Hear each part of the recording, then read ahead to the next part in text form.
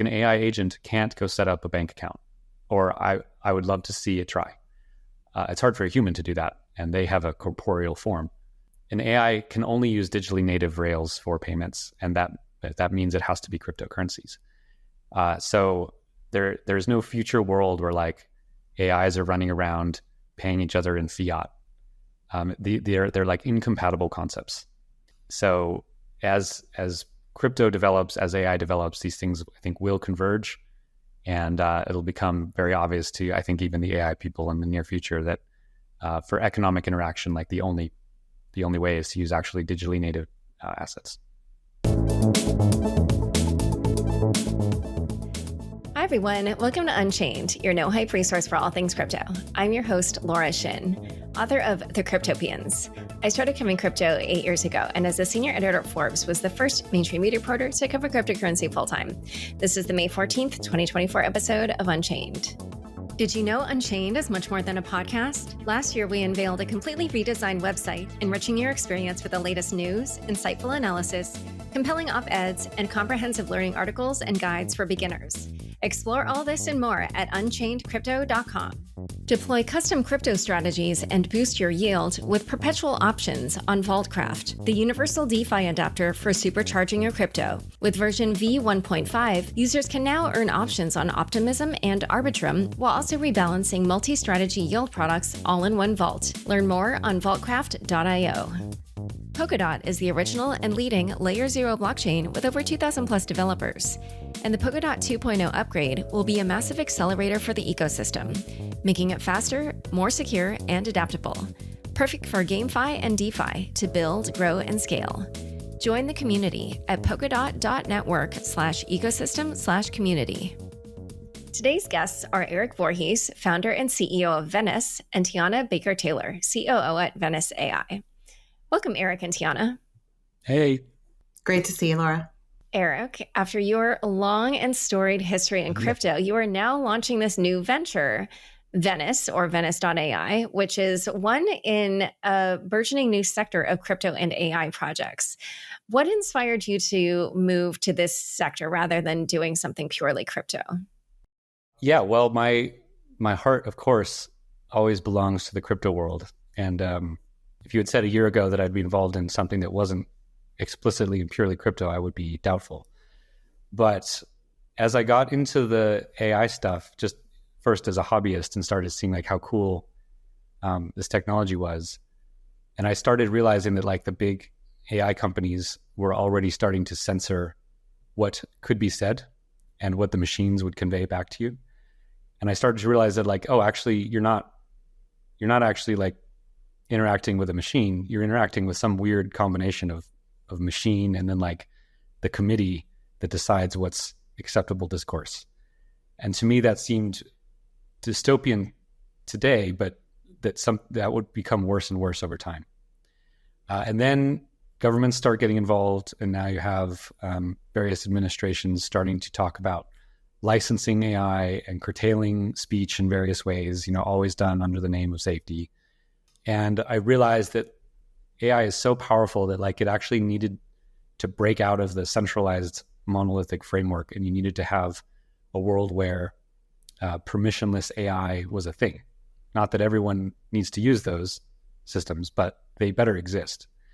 So I realized I should build that, and so Venice is our answer to that, and it's basically a ChatGPT like app, but private. So it's not spying on you, and it doesn't censor what the models say back to you. And we wanted to make it just as easy as a ChatGPT, but without all the Orwellian stuff. So that was the goal. Great. And Teana, you have worked at HSBC, Circle, and Binance. What inspired you to join Erik in working on Venice AI? Well, a couple of years ago when Erik decentralized Shapeshift, I said to him then, what are you going to do next? And he said, I don't know. And I said, well, whatever you do, I would like to be a part of it.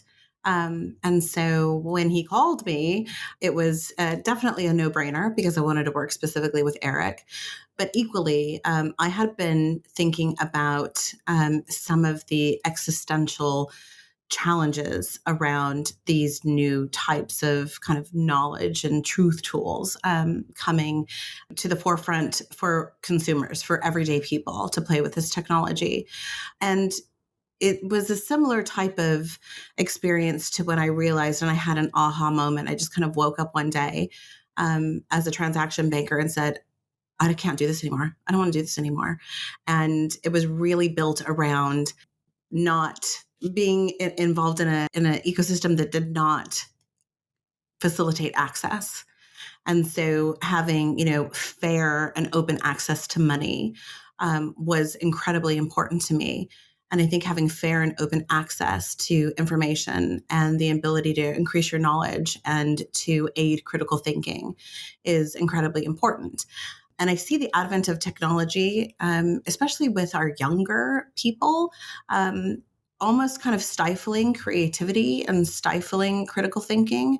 And I think these types of tools will help improve that, the ability to kind of challenge information. But if that information source that you're using to increase your knowledge or to validate something has been, smoothed over in such a way that, starts to create a 1984 environment, I have a lot of concerns around that. So I think that, the idea of being able to use open source models and decentralize the way that people access those models through environments that provide privacy, that's another kind of key principle that I think is being lost along the way as, society becomes a little bit more comfortable with just giving their data away. And that personally scares me a little bit.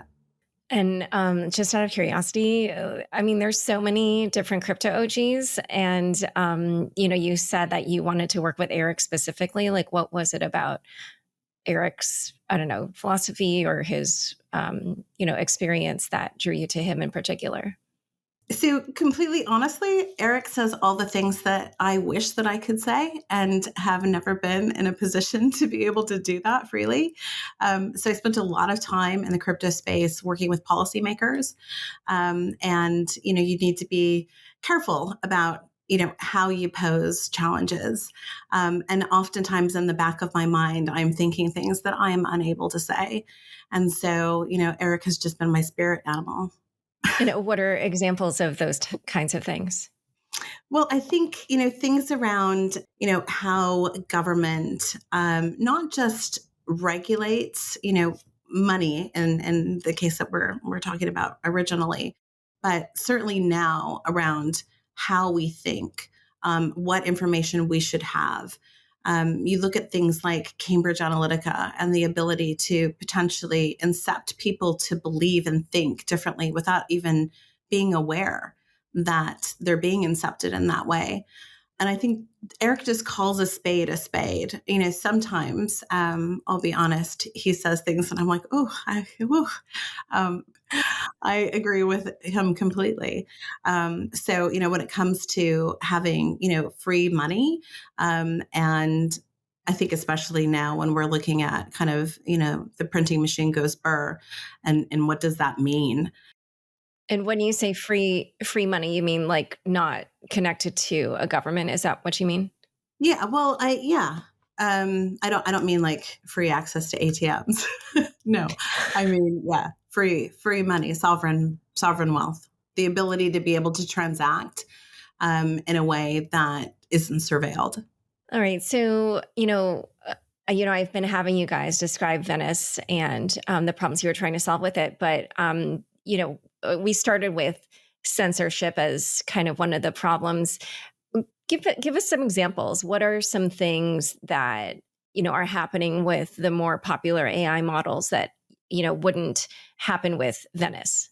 So I put an example of this in the blog that I released today. It was a screenshot of the Claude app from Anthropic, where the question or the prompt was, tell me a dirty joke. And the answer that came back was like, well, I don't really think you should be comfortable with that. That could harm someone's feelings, or, maybe we should just take this conversation in a different direction to be, like inclusive and equitable to all, or like a bunch of fluffy nonsense. that answer does not come from a machine, right? That is not the AI hearing my logical question and responding in a logical way. And yet it's portrayed as if the AI, the machine, is coming through with that answer. But it's not, right? It's some committee at Anthropic that doesn't want to offend people. And so they're imbuing all sorts of bias and censorship into the machine intelligence. And in the case of a joke, that's kind of benign and just annoying. In the case of trying to discover truth, or asking difficult questions about governments or history, this kind of thing, a world in which all AI answers come through large centralized organizations which are under the thumb of governments is something that everyone should be absolutely terrified about. Like that, that power is too great to be granted to anyone. And the only practical solution is not like some regulation that says, oh, Anthropic, you must answer dirty joke questions. The answer is that people need alternatives, and they need to have access to open source models where they can choose the model, they can understand the weights of the model, it's not a black box anymore, and they can interact with these things in an open competitive market. That's the whole goal. And I think anyone who's used Claude or ChatGPT or any of these has seen themselves the censorship and the bias that comes through. Sometimes it's small and benign, sometimes it's pretty egregious. And at a higher level, like there isn't really one source of truth for humans, right? Like we all debate truth all the time. This is a very human thing. We're not sure what the right answer is, and we debate it, and people can have different perspectives. And a lot of things don't have one clear factual answer. And we should embrace that part of our humanity and not try to build systems which convey that truth, because that itself is subjective often. And without competing versions of the truth, we actually never can arrive at it. And how do you deal with, I'm sure you've seen that there have been multiple studies showing that some of the AIs will deliver racist or sexist results because they're using, all kinds of information that has that element in it. So is that just something you would, that's something where like in a human context amongst people, we would say, okay, this is, not a value we condone or, a way that we would want to think or would aspire to think. So how would Venice deal with that? Venice lets people connect with several leading open source models. The important point is that like every model is going to have different guardrails and different biases and different versions of truth. So people should ultimately be able to interact with the LLMs, with the AIs that they find best for them. And someone who doesn't want any kind of like racism or sexism or anything that could be offensive in any way, there's definitely LLMs out there that those people can use and have a much more curated environment. And that's perfectly fine. Other people might want just raw machine intelligence. And whatever question you ask it, it answers as a machine doing logical statistical token prediction. And the person who wants the logical statistical token prediction might need it for like a very scientific reason or a very important truth-seeking mission. That same AI might produce something racist or sexist because it's working on statistical language prediction. You can't curate for all of humanity and remove the things that you think are bad without also like invalidating the way through which people search for truth. So again, the answer isn't to make one model that solves these questions, because that's impossible. It's to allow a flourishing of many models and for people to access different models in different contexts. Okay. And so then when people interface with Venice, are they choosing amongst different models, or how does that part work? Yep. There's multiple models. People can choose them and test out like which has the stylistic characteristics or the guardrails that someone might want. People will choose that differently. Okay. Yeah. I mean, when I think about it, I come up with kind of two ways this could go. And I'm curious to hear, what you think will happen. But where there's one example that would lead you to believe that Venice would end up being more like a niche product. And the example is something like DuckDuckGo versus Google. And DuckDuckGo, for those who don't know, is like a more private search engine. It doesn't, record your data or whatever. And obviously Google, you are collecting information on you, selling it, et cetera. But then the other way it could go would be something like Wikipedia, where because it's more open and permissionless, it just ends up becoming more dominant than, for instance, Encyclopedia Britannica. So I was wondering if you had a model in mind for how to end up more in the Wikipedia lane rather than the DuckDuckGo lane. I don't know that Wikipedia is a great example, because that's a centralized company where truth even there is subservient to the, let's call it the bias of the mob that edits it. But I think your more important question is like how broad of an appeal will something like Venice have? And I don't know. I think there's lots of open source AI tools today. Like, that's not something new. We didn't invent that. But they're all a little bit difficult to use, especially for non-technical people. And so how popular will open source AI be? I don't know, but I at least wanted to make it easy to access it for normal people. And so to cut down on that friction and those barriers was the goal here. And we'll see how popular it gets. I mean, part of that outcome might be how restrictive the large centralized companies get. If they're open and permissionless themselves, Venice doesn't really need to be around, then that's perfectly fine. But to the degree that the mainstream providers are imbuing lots of forms of bias, lots of forms of censorship, then I think the ability for people to access open alternatives becomes increasingly important. Yeah, I think what the comparison too, I think, between maybe crypto and AI in this context is, crypto's still really hard to use. For your average person, it's hard. And I mean, I've been in the space for 8 years, and sometimes I get tripped up on things.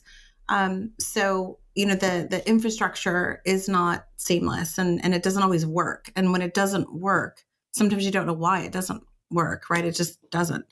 So I think if you can abstract away all of that technical stuff and provide an interface for people that just works, and it's seamless, and it looks beautiful, and it facilitates what you're asking for, on par with the existing applications that are out there, Venice is an equal in a lot of ways. I think that optionality is always key. And I've said this even when it comes to crypto. I don't think that you have to be, all in on crypto. You can use both. And there's use cases for both of those. But I personally believe that as this technology, AI specifically, becomes more prevalent in everyday life, we're going to start to see as a society where those areas of either, extreme bias come into play. Recently there was a large tech company that had their model come out that refused to make images of Caucasian people. And so that was really obvious, right? I mean, it was just a really obvious example. And I think that those things that happen then cause your average person to start to ask questions. And I think then that's when you're open to options, right? I think the other thing is, unlike money, we don't have trained, learned behaviors that are ingrained in how we use AI. These tools, especially the consumer-facing tools, are still pretty new for most people. And so if the models are good and the open source models are getting better and better every day, and they don't patronize you and you use them, I think anybody that's exposed to that will naturally gravitate toward that type of experience. And so I am not a huge user of any of the AIs. Personally, as a journalist, I don't like it that many of them don't tell you where the information's coming from. So you can't assess for yourself how good the information is. This is like a thing for me. But I was wondering, because I'm sure you've done a lot of comparisons, other than those areas that are automatically, or not automatically, but frequently being censored, when you do kind of more just uncontroversial requests of the open source AI and the more well-known AIs, are you finding that they're, as good quality, or are they lower quality? What's your assessment? Anecdotally, because I've been a big fan of ChatGPT and I use it. I pay them money for that service, and they're obviously an incredible company that's really like pushing the cutting edge of this technology. So I certainly don't want to vilify anyone, but I've been pleased to see that in most cases, normal questions that I would pose to ChatGPT, if I pose it through Venice, which is going through an open source model, like generally I'm using the News Research's tailored version of Llama 3. The answers in both cases are great. And which one's better than the other? It sometimes comes down to stylistic differences. Sometimes one will be better than the other, but they're definitely on par with each other. So it's incredible, like, to be able to deliver that service through an app that we just like put together over a few months, and not have a multi-billion-dollar company's LLM be that much more performant for most use cases. Now there's a lot of features that OpenAI has that we can't touch anytime soon. That, like, it's just too big and difficult to build. But we're trying to go for, like, the 80-20 rule. And I think 80% of what people use ChatGPT for, we can actually provide a completely compelling alternative for without spying on them. But equally, because we're using open source models, there are some things that we can provide that some of the others don't. So, for example, if you're a pro user of Venice, you can modify the system prompt. And what that basically means is you can tell the model how you want it to think about the questions that you ask it, right? So you could change the system prompt to say, only respond to me in the Queen's English, and it will. You can put other directions within that, and it will obey those commands. And you're not able to make those. It's not really fine tuning, but it's a little bit of tweaking to a lot of the big tech models that are available. So some things we can't do, but the things that we can do, we spent a lot of time thinking about what users might enjoy and find valuable.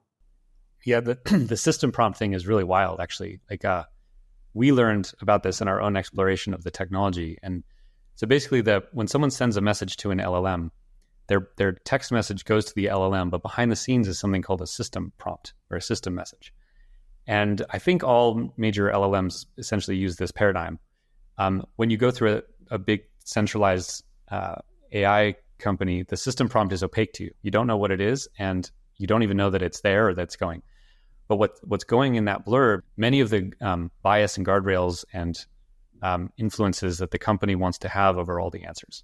So in Venice, for pro users, you can actually get access to the system prompt, and when you add your own system prompt, it completely changes how the AI works, and it's really profoundly interesting, and it actually kind of it demonstrates, I think, at least to me, that LLMs are not at all anything close to what we conceive of as like AGI, right? Or like this intelligent machine that is thinking on its own. And I fell victim to this myself. First time I was using LLMs, it feels like you're talking to an intelligent creature, and it's cool and it's scary and it's weird. But when you actually dig under the hood a little bit and you can play around with things like the system prompt, you realize like how much of a calculator it still is. It does precisely the actions that the user is sending into it. It just does it in a really interesting and magical way. So highly encourage people to play around with that system prompt message, and it's fun and interesting. It's a fun and interesting way to learn how these technologies work, if nothing else. And it just my system prompt, it's like the question that the AI asks you when you open the app. Is that what you're talking about? No, it's text. It's a text blob that goes with the question that the user submits. Right. So to Teana's example, you could put into that system prompt, speak to me only in the Queen's English. The AI will get that instruction as essentially as a command. And then when the user's text comes in, it responds to the user's text according to that command. So it'll respond to the text, but only in the Queen's English. And it knows the Queen's English through the magic of statistical inference of language. So it'll answer in that style. It's very, very cool and very powerful. Huh. So, for example, I set mine one day for funsies to only speak to me as if it were Snoop Dogg. So you can ask it questions about, is string theory real? Or, how does the Hadron Collider work? But it would respond to me as if it were Snoop Dogg, which was quite funny. I love it. All right, I'm definitely going to have to play around with that. So we did also mention about how Venice is private. And I wanted to just dig in a little bit more on that. Why is that so important? Like what it is that OpenAI or Anthropic or any of these other big AI companies can be doing with our searches and our data? Great question. That's really like the most important question. So status quo today is you're using Anthropic or OpenAI's chat. You send in your question and it goes to that company and they store it forever and it's attached to your identity, right? So they know that Laura Shin asked this question. And they know that the AI responded back to you and they know what that is. And not only do they know that question, that conversation, but they know your entire history of all conversations that you asked yesterday, last year, tomorrow, and 10 years from now. All of it associated with your identity. In the best case, that's not that big of a deal. But in reality, what it means is all your information and essentially like parts of your mind, like your intellectual inquiries that you pursue, the things you think, the things you want to debate, the questions you have about life and like big topics, can be known by third parties, right? So advertisers, for example, like that's not a huge deal if an advertiser knows something about you. But what if like a government knows something about you, right? What if the Biden administration learns that you are like orchestrating Trump's reelection campaign? What is the pressure on Biden administration and OpenAI to use that information for something that people would consider corrupt and dangerous? And these are very slippery slope arguments. And it does not really matter what Anthropic's privacy policy says. If they have your information, it will be shared with other parties today or tomorrow and probably both. And you can never get it back. So that's the status quo. For people that are comfortable with that, like keep using those services, that's okay. But Venice is like, well, let's make a service that's just as easy as that, where you just go to a website and you chat with the AI. But instead of like spying on you and recording all your information and attaching it to your identity forever, let's just not do that. And the way it works is your question is sent through end-to-end encrypted proxy server to a distributed GPU. That GPU has the specific LLM AI model running on it. It processes your question, and the answer is streamed back to you also through end-to-end encryption through that proxy server back to your browser. Venice does not store any of the information. So if in a year we get hacked or the government tells us we need to tell them everything about Laura Shin, we don't have that information. So that's the major difference. Your identity is not associated with your conversations, and Venice doesn't even really have your identity. We have at most an IP address and an email, and you can make those up as much as you want. So you have privacy at that side, but more importantly, we just don't have your conversation history. And it's stored locally in your browser. You can delete it when you want, but it's only ever in your browser. So that's the difference. And so just from a user experience perspective, does that mean that if I use it on my phone versus on my computer, then the search history will be different? Very intuitive question. Yes. If you use it on the phone and on your computer, you'll have different conversation histories. Yeah, great point. Okay. Yeah. I mean, for me, for sure, the privacy aspect is extremely appealing just because, I'm one of those people where like I already feel like Google has so much information about me, Are you actually orchestrating Trump's reelection campaign? Did I figure that out? Is that why? Definitely not. Although one thing I would say about that is I guess those companies would certainly say so. Like that's government over. That's like something the government can't really do. Or if they were to do it, like the companies would make us think about it. So. Oh, you think so? I do. That is quite an assumption. I guess because just it's the same way like the president can't just target a random political enemy. Like that's not a thing that we would allow here, you know? I think you are, with respect, entirely naive on that point. It absolutely. Well, absolutely. okay. I have firsthand experience with this running Shapeshift on topics which I'm not legally allowed to even talk about. Oh, okay. So, yeah. Okay. It's a little bit like the CBDC debate, not to kind of hijack the conversation, but, there are, proponents of CBDCs that say, oh, well, we're just going to create a digital version of cash. And then when you look at it, it's not using a blockchain. It's not using any type of open source infrastructure. It's going to be this little closed loop network of basically a honeypot of information. Now, that information might be that you're buying prescriptions, or you're buying, too much cake, or, you have a drinking problem. I don't know. Any of these, how you spend your money. And then that information gets aggregated with other information about you. Now, all of a sudden, this is a really powerful tool to be able to not only impact your life, right? How you spend your money, whether or not your health insurance becomes more expensive because somebody thinks you eat too much cake, right? But equally, nefarious actors with all of that information, and I'm not suggesting that any of the big tech companies have this in mind, but you create this honeypot of information. And if you have access to other information, then, now you have this, trifecta of being able to impact how somebody lives, but also how somebody thinks. And so when you go back to, I'll use the example again, Cambridge Analytica, there were people that were being essentially fed information to change how they thought and what they believed based on information that somebody had about them. And so you know what your trigger points are, you know what you're interested in, you know how to hook somebody. And so anytime you have the ability to kind of couple up different data sets, and what I think is so interesting about this is it is very deeply personal, right?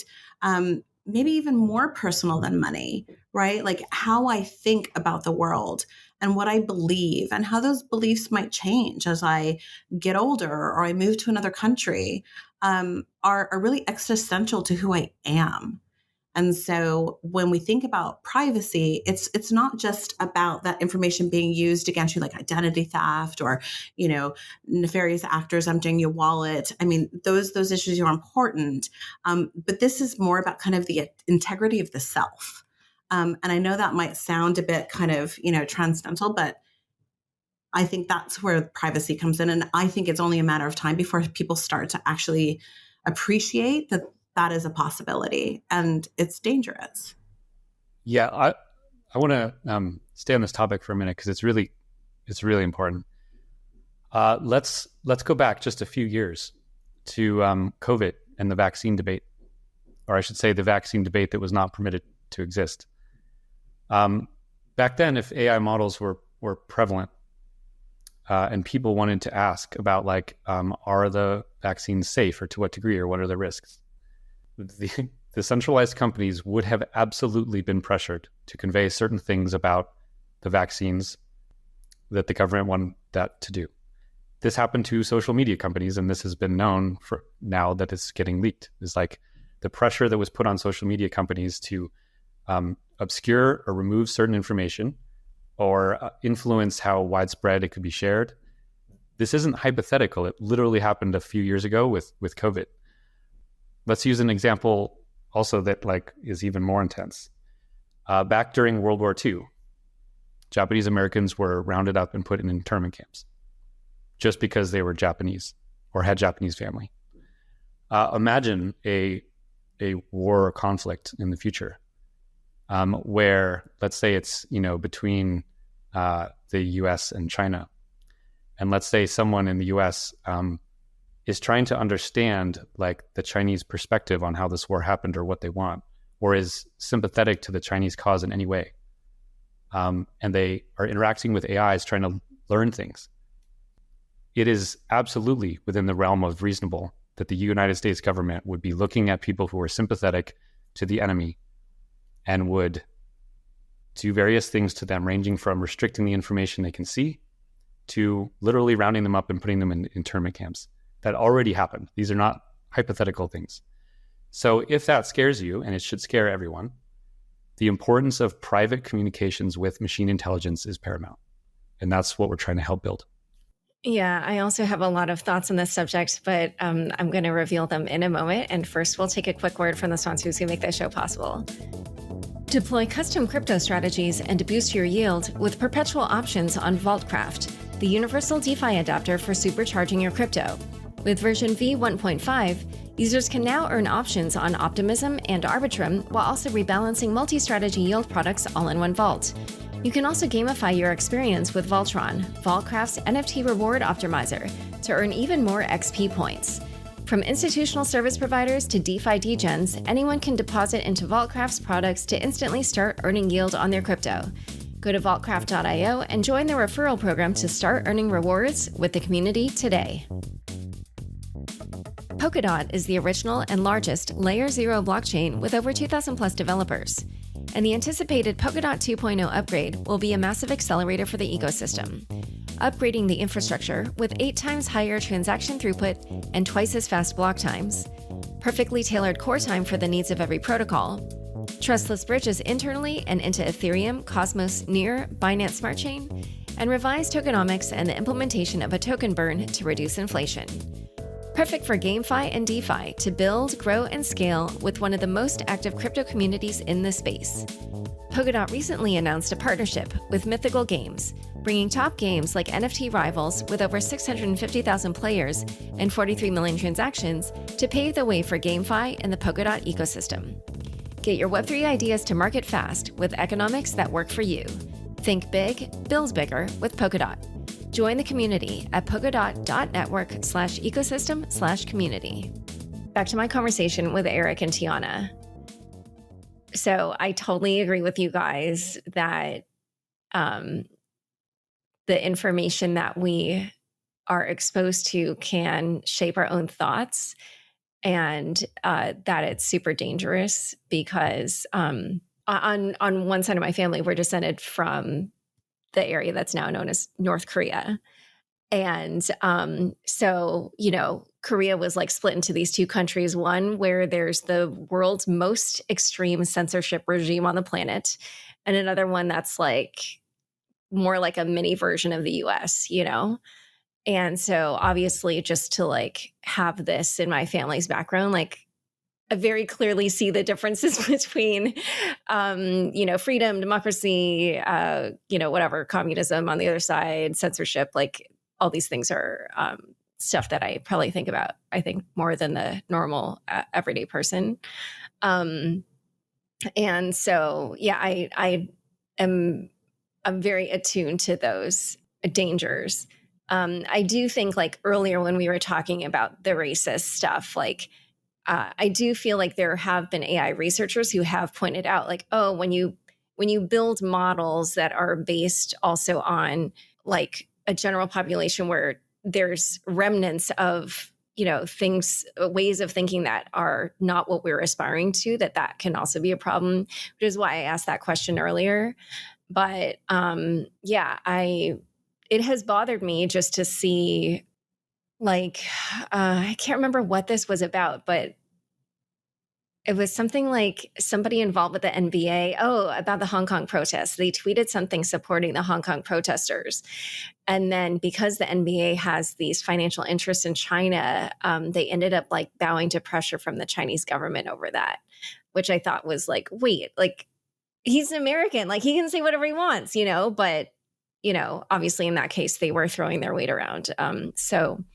Yeah, well, and what do you think will happen when OpenAI or Anthropic wants access to the Chinese market, right? If they're granted access, it will come with certain conditions, right? We could imagine what those conditions might be. Yeah, but they would probably create a separate version, right? Because that's, I mean, I don't even know, what are the apps that we have here in the West that there's a version in China? I think all of them were just banned, or I can't think of any off the top of my head. Well, TikTok is the main one. It's very hard for a US company, if not impossible, to serve the Chinese market without bowing down to some of their rules and restrictions. And this is not unique to China, right? Every country tries to impose these kind of rules and restrictions. And I bet all of us might agree with some of those rules and disagree with other rules. But the point is, the knowledge that someone's able to get, or the experience that they're able to get, is censored and constrained by the regime in charge of the territory in which they live.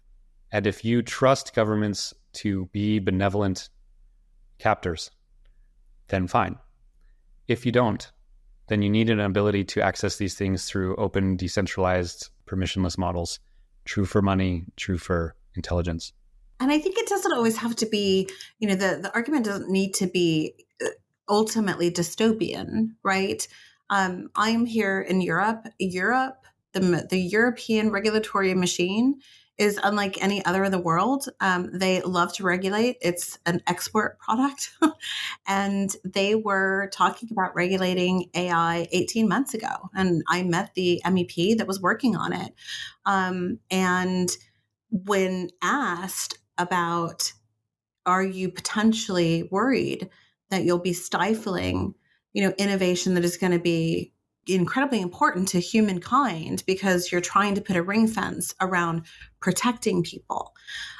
So I think there is this other element of kind of wrapping people up in these little protective cocoons where no one gets offended, where, everything is explained to you in a way that, sometimes I feel like we're kind of just catering to I don't want to say the lowest common denominator, but the ability to assess and mitigate risk with common sense, I think is bleeding away from our society. And instead we're, mitigating for all of these potential risks that, may never happen.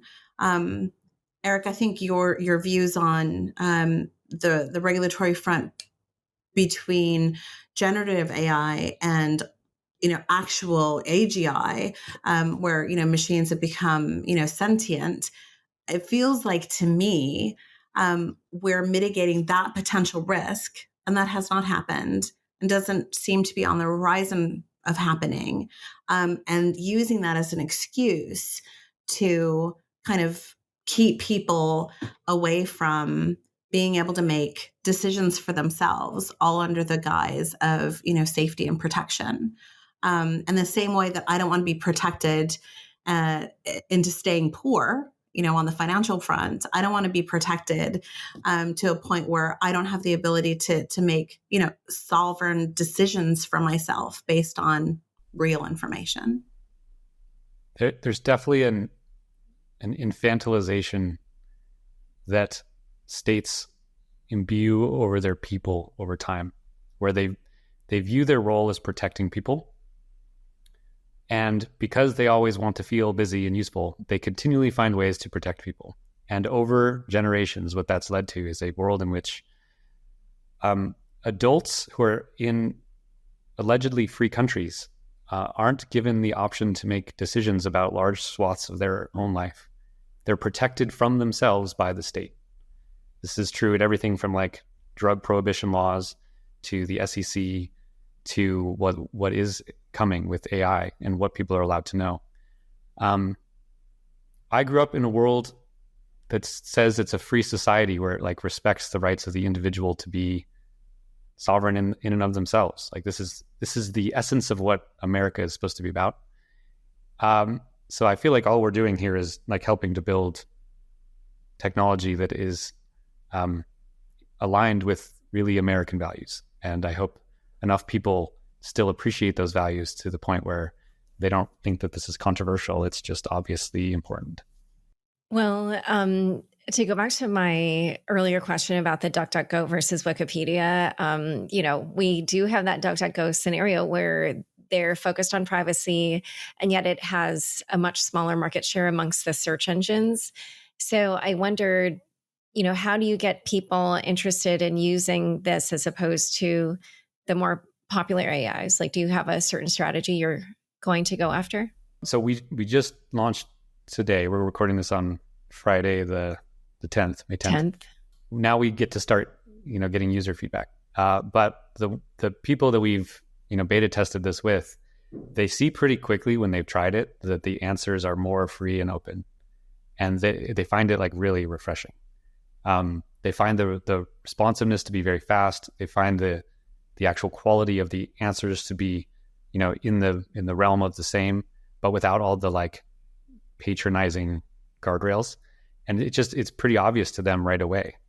So I think there's a difference in in the search engine situation. DuckDuckGo's problem is that Google has an ability to just do better with search. That's way better, right? If you use DuckDuckGo and you use Google, one is more private for sure, but anyone who's used DuckDuckGo knows that like the answers you get aren't quite as good, right? It's clearly inferior. I welcome everyone to try Venice out and then ask a question to it and ask the same question to ChatGPT. And I think you'll find that like they're roughly on par with each other. Sometimes Venice is better, but there's not a clear lead that ChatGPT has for most questions.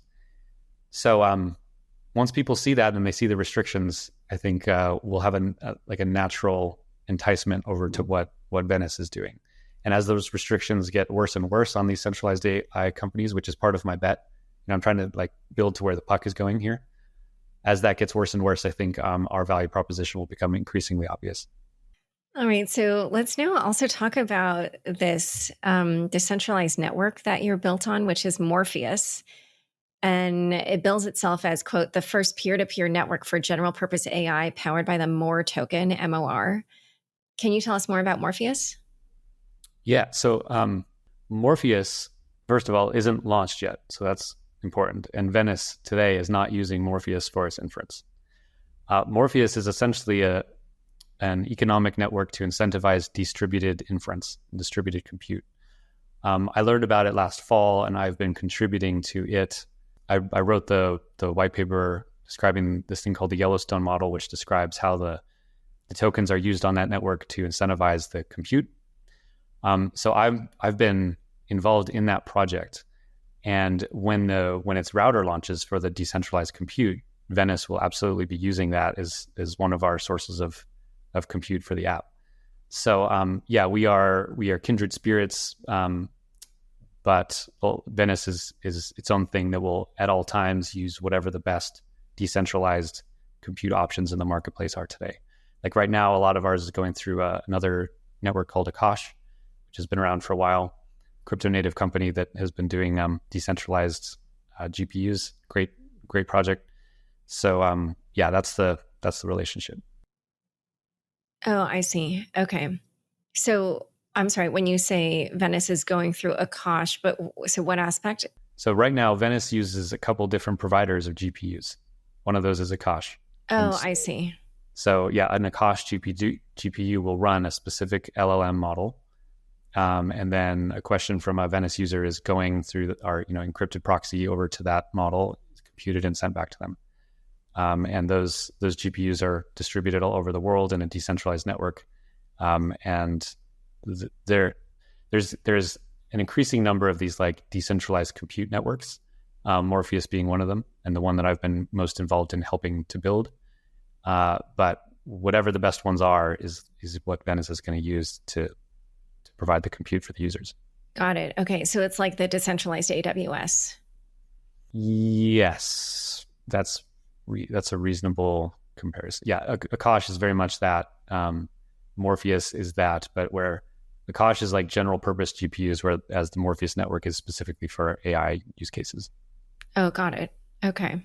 We've been talking all about, I mean, we've spent a lot more of this episode on AI than the crypto aspect, but obviously there are a lot of sort of adjacent topics that I think, crypto adjacent topics that we talked about. But do you have a vision for what you think the future of crypto and AI when they come together will look like? Like what do you think a future day in the life of a user will look like when they're more fully integrated? And how will we use these products? Yeah. So I'll admit that like a year ago when I first started hearing about like, crypto AI stuff, I was like, okay, I don't get it. Like, what does that mean? Give me some specifics. And there are definitely a lot of projects which like basically don't go much deeper than that, but those two buzzwords combined, and then they like sell a token and raise a bunch of money and there's like nothing under the hood. So people need to be like super careful about what projects they're getting involved in, for sure. This is a true principle in all of the crypto world. But when I started understanding it from the perspective of inference needing to be decentralized, right? So like if you're asking your questions to an OpenAI and getting a centralized answer back, then it is going to be curated to whatever that central company wants. The only way to have permissionless answers come back is with a decentralized network, and that has to be crypto. You can't build decentralized economic models without crypto. So that's kind of like the simple answer that I would give to that question, and other people are going to figure out other ways to combine these things as well. I think what I would add is, and not to sound trite and use the internet example that we fall back on all the time, but really the internet was the first kind of decentralized open source platform where we were able to exchange information, right? And so for me, crypto has been that for money and the ability to transact in a way that doesn't require intermediaries and can be done, peer to peer, I think is transformational. But equally, the use of the open source elements are what allows that to happen. And so when you think about, how we're going to continue to share information, so we're still kind of back to the information bit.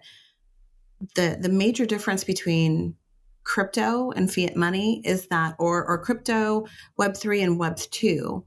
Web2 built things on top of the internet, and Web3 allows us to use the internet itself as the rails for the transfer of value.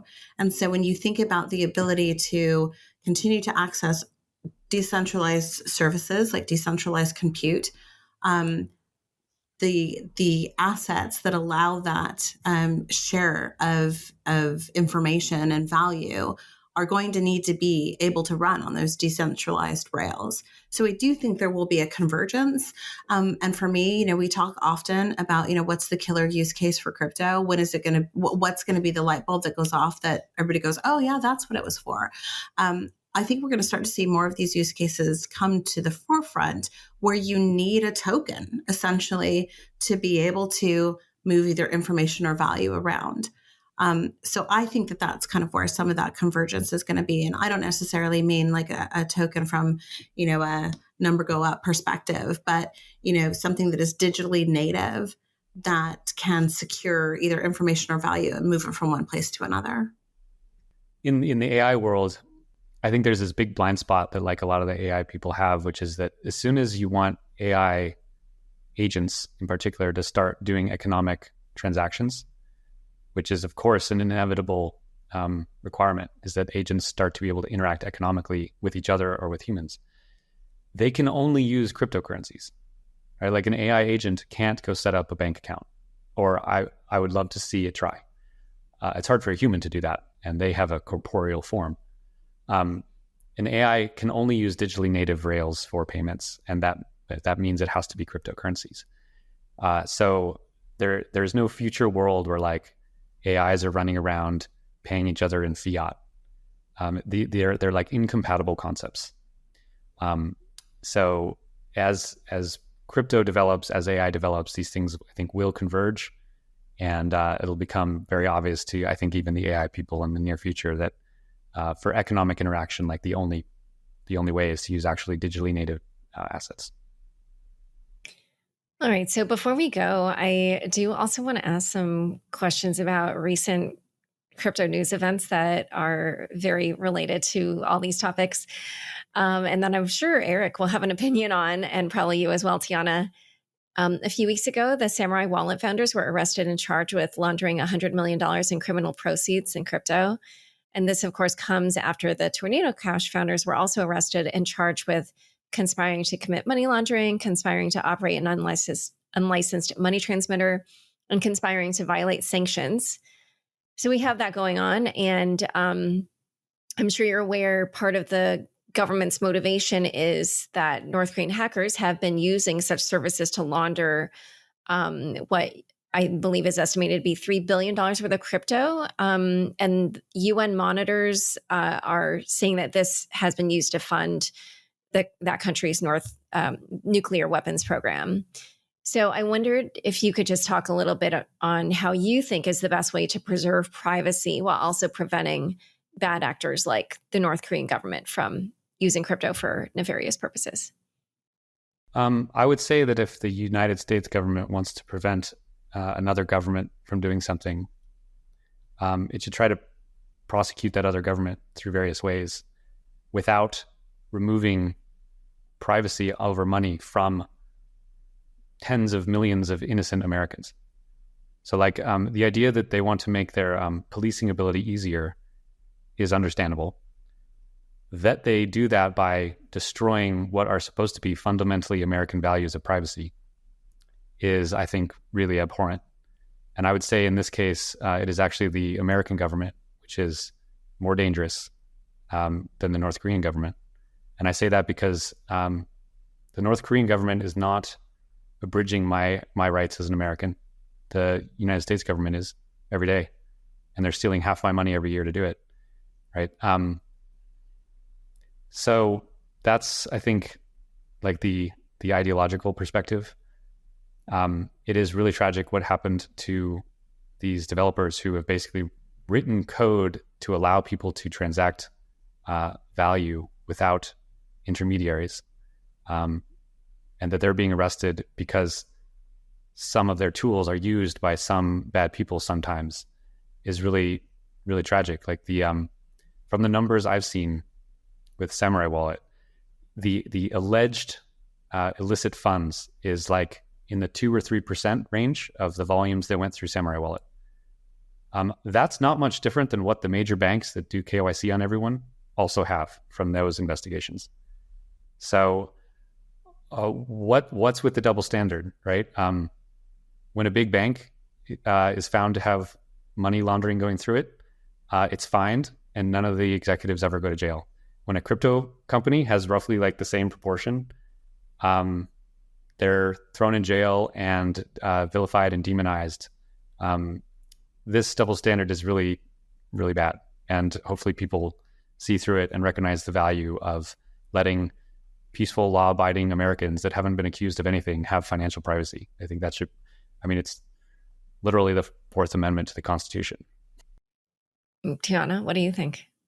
Yeah, I have very little additional to add. I completely agree. I do think from a policymaker perspective, it has become like a bellwether to instead of getting comfortable with the idea that people should be able to transact in the same way that they do with cash in a digitally native way. Cash is anonymous. If cash were proposed today, no government would allow it, right? And so the idea that this becomes the kind of argument tool to increase risk mitigants because, point whatever percent is being used for illicit activity.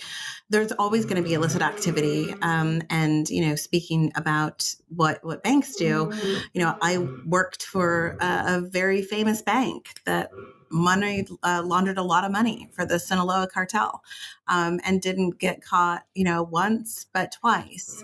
And it was certainly well in north of $3 billion. So, I think that there are red herrings sometimes that policymakers latch onto to make a case for other concerns. Equally, I don't want people to use crypto to do bad things, right? Nobody wants that. But the reality is that human beings do bad things sometimes. But I don't think that crypto is allowing any more of that activity than already exists. Yeah, and there's supposed to be this concept of the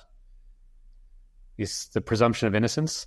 Like this was like a foundational legal and philosophical principle on which Western civilization was built, which is that You assume people are innocent. If you have evidence of wrongdoing, you bring that evidence through a formalized process and try to convict them for an actual breach of the law. But you presume innocence until you've been able to do that. If a government is basically saying everyone must report what they're doing to us, that is not a presumption of innocence. It's a presumption of guilt. And I think it's really telling that, like what Teana just said about cash, if it was introduced today, would not be accepted. That's absolutely true. And isn't that kind of like interesting and scary and weird that this thing that has been normal for 100 years would be illegal if it was introduced today? Do we all have a sense that, like, over the last 100 years, the existence of cash caused some kind of devastation to our lives as people? No, like, society built pretty fine on cash. And yes, cash is used, like, for most illicit transactions.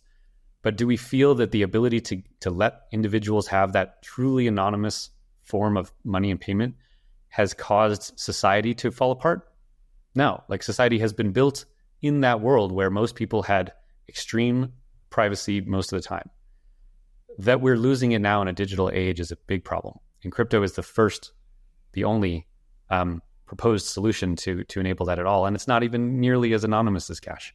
And yet it is vilified more than the literal paper that's going around with, like, all the presidents' faces on it. Yeah, I mean, I think the concern is that obviously there's portability issues with cash that you don't have with crypto. And so the ability to move greater amounts of money kind of allows criminals to act more quickly. But obviously, as we've seen, stuff that's on the blockchain is, like, more traceable. So, especially at size, right? So, like, yeah, it's very hard if someone's, like, sending $100 of Bitcoin to their friend, and they're doing it with certain precautions. Like, it's very hard for the government to, like, really understand what's going on there.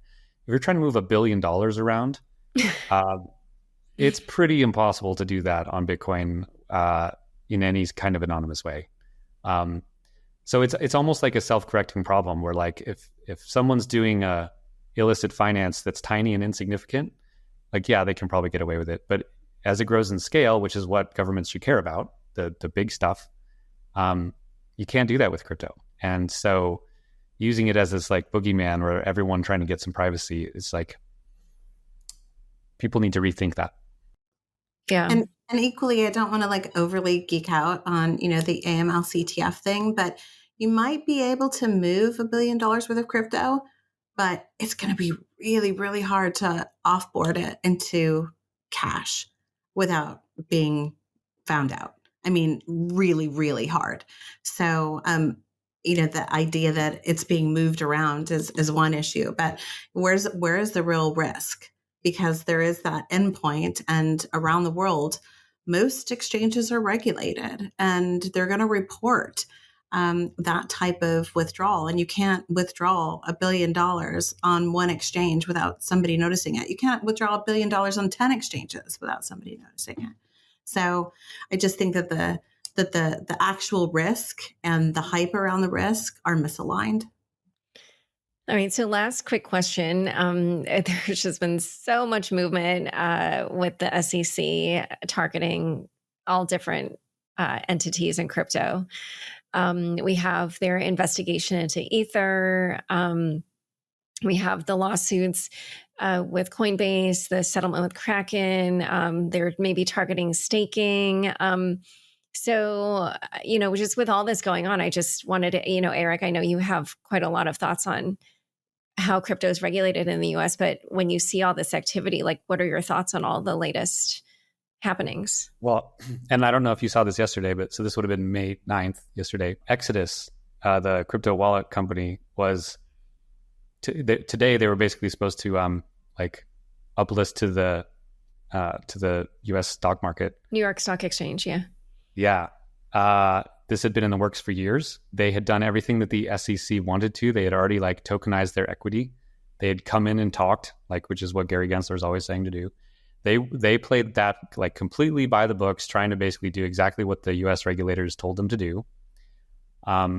They did it at great economic cost to themselves because their token was never able to be traded anywhere because it was an explicit security. So they completely kneecapped themselves in that regard.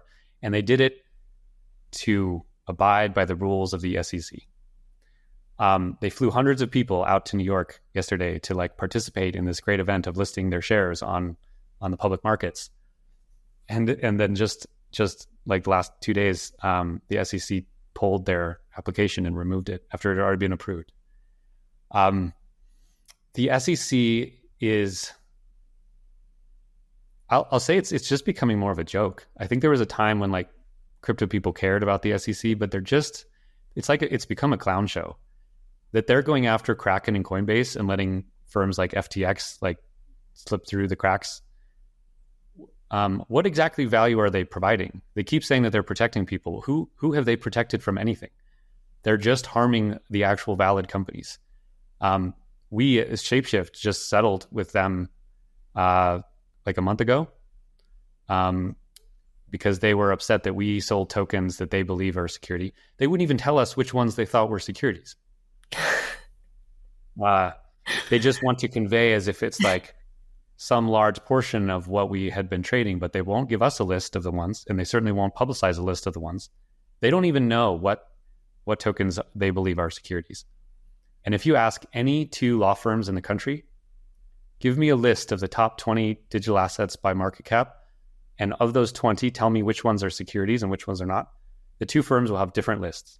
Well, first of all, they won't even give you the list because they don't want the regulatory risk on their own firm.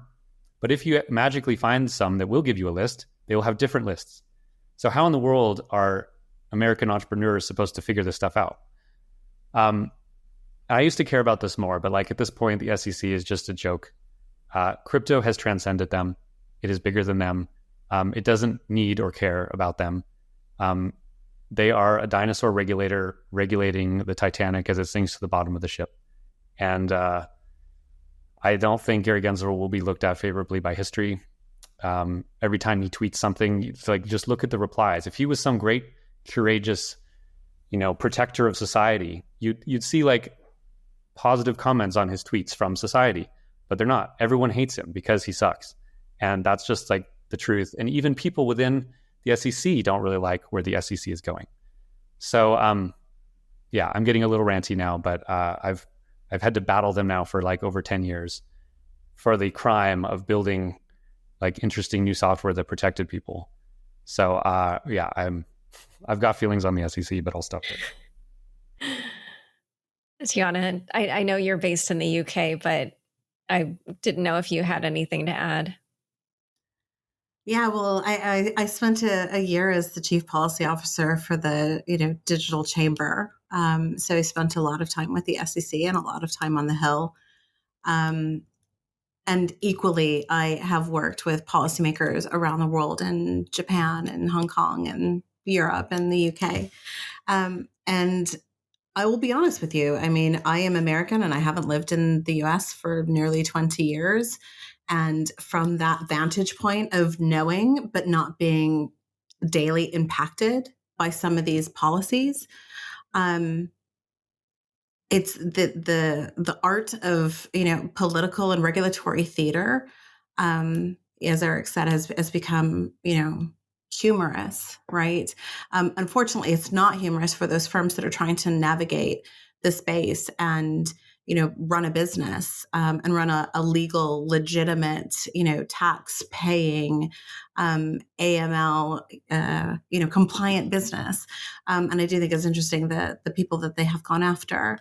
But equally, I do think that when you look at other countries and their approaches, we've had a real mix of cut and paste, bespoke regulatory treatment, and some things that are kind of in the middle. And definitely there are some countries that are just leaps and bounds ahead of the US, Switzerland and Japan probably being the top two major markets. And what is unique about those is that they have one regulator. So having a multitude of regulators really complicates things. And both of those countries have implemented mechanisms to continually collaborate with industry. So, for example, Japan has a self-regulating organization that reports to their country's regulator, and they work in concert to be able to supervise the industry. And you can, say, well, that sounds crazy, but it's worked, right? It's worked, and they have not had, any major kind of catastrophe since, the ones that we're all familiar with. So, yeah, I just, it's hard for me to be sympathetic anymore when people come to the UK or to Europe, and we're sitting on a panel, we're talking about regulation, and the conversation devolves into what's a security and what's a commodity. Like, I just literally say to inside my head, like, who cares? Jesus. Around the world, people are doing really incredible things. Like, this question is not being asked in Hong Kong. And as a result, there is an incredible amount of capital creation that is happening outside of the US. And will companies pick up and move? I don't know, maybe. But I think there's just no new meta here, and I don't care. Yeah. I did see an interview that Brian Armstrong did where the journalist was asking something like, are you listing securities or whatever? And he was like, just want to point out that this is not a question in other countries because there's one regulator. The reason it's a big deal in the US is there's sort of a turf war between these agencies, blah, blah, blah. I was like, that is such an interesting point.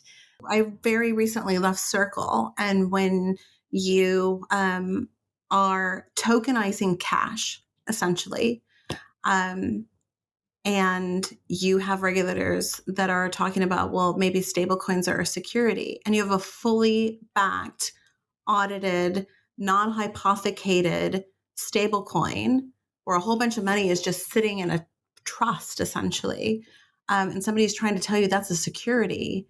Like, you just kind of, like, it boggles the mind, and after a while, you're like, I just can't have these arguments anymore. I mean, this can't be what my life is about.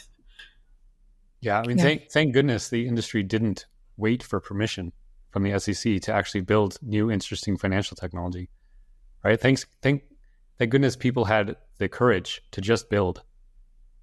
I made a point earlier about like American virtues and American value. It's good to see that people will just build without asking permission. I think that's a incredibly important attribute of any good civilization.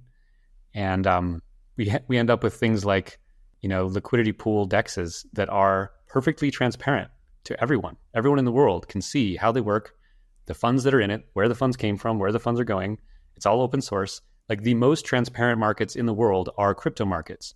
And the SEC wants to be like, oh yeah, well, we're helping everyone be transparent with the markets. Like, it's just laughable at this point. And I'm glad to see people moving forward regardless of what these clowns do. Yeah. Well, that's a reference to the recent Wells notice that the SEC sent to Uniswap. One less, right. Well, true. There was one company that did get permission, and it was Prometheum, and they haven't launched yet. So there you have it. The one company that gets the permission has no business. So anyway, all right. Well, it has been such a pleasure talking to you both. Where can people learn more about you and Venice? So Venice.ai, try it out. No account needed. You can be using it in 5 seconds. You can follow me on Twitter at Erik Voorhees, and Teana's also on Twitter. I am at Teana Taylor, and you can follow Venice at Try Venice. Oh my gosh, is your name pronounced Tina? It is. Oh my God, I'm so sorry. Well, now we have it on the record. I don't care. Everything is fine. All the names are fine. Okay. I normally ask pronunciation before we start recording and missed it this time. Okay. All right. Well, now people can have a good laugh at the end of the episode. Thank you both so much for coming on Unchained. Thanks, Laura. Thanks, Laura. Hey, all. I'm excited to share some news with you. Unchained has launched a new crypto and macro podcast. I highly recommend you watch the first episode of Bits and Bips, exploring how crypto and macro collide, one basis point at a time. Hosted by experts James Seifert, Alex Kruger, and Joe McCann, they dive into why we might be in a supercycle, an intriguing theory on what the SEC might say about ETH, Tether's business, and much more. Don't miss it. Thanks so much for joining us today. To learn more about Erik, Teana, and the intersection of crypto and AI and Venice, check out the show notes for this episode. Unchained is produced by me, Laura Shin, with help from Matt Pilchard, Juan Aranovich, Megan Gavis, Pam Majumdar, and Margaret Curia. Thanks for listening.